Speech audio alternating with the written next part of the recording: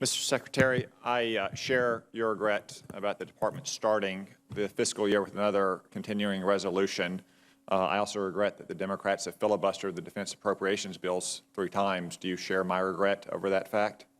I can't speak to the internal deliberations of the Congress. Well, it's a public vote. That's not an internal Well, let deliberation. me just say, we know that the only way to get budget stability is with everybody coming together. And I see proposals from this side and that side and this committee and that committee, and they're all different.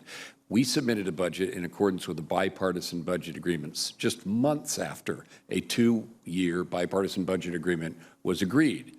That's what we did.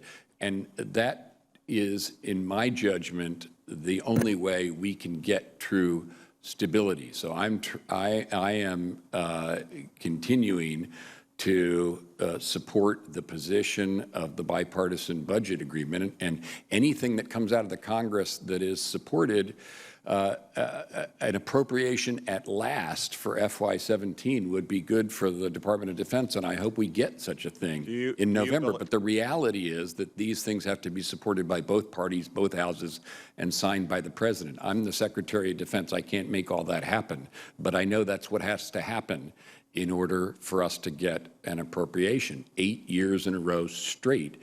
Okay, I understand. My time is limited here. Do you believe if a bill is passed out of the House of Representatives that has a larger increase for defense spending than it does for non-defense discretionary spending, that the President should sign that legislation? I can't speak for the... Mr. Secretary, you are the Secretary of Defense. You asked the question. You are not the Director of the National Endowment of the Arts. You're not the Secretary of Housing and Urban Development. You are the Secretary of Defense. That's where I was headed. That's exactly where I was headed. I'm not. And therefore, I can't speak for the needs of those departments. I do know that some of the national security-related departments, which are outside of the defense appropriations, with which I am familiar, need their funding as well. So it's not a matter of indifference to me whether the government as a whole is funded, and it's certainly not a matter of indifference to me whether an appropriation that can be supported by everyone up here so that it passes and passed by the President is done or not. That's what I have to be for, because I'm for getting a budget and for budget stability. And I just observe, I'm not a participant, I'm an observer, that the only way that happens is not with this proposal and that proposal, it's with a bipartisan budget agreement. That's the line we tried to hew to. We're just playing it as straight as we can. I understand. You were the Deputy Secretary of Defense for Secretary Panetta, is that correct? Yes.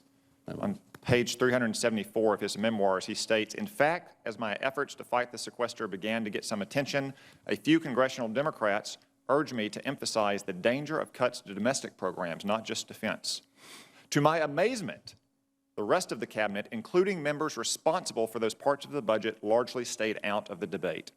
That left me to argue for all of us, which I tried to do, even when I found myself frustratingly alone.